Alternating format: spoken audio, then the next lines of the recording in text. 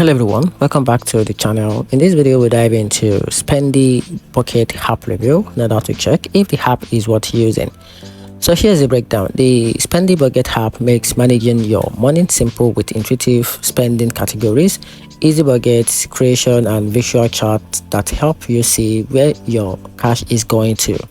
You can connect bank account for auto tracking or enter transaction manually, set up shared wallet with family friend, and get alert when you are nearing budget limit, all in a clean, user-friendly interface.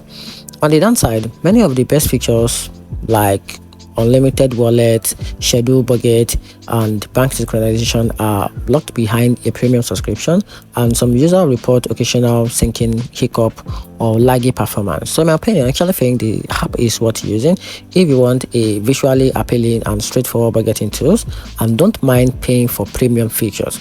If you just need basic expense tracking for free, you might prefer a simpler alternative. And that's it. Hope you find the video helpful. If you do, turn on the notification button and make sure you subscribe for more review. You're welcome.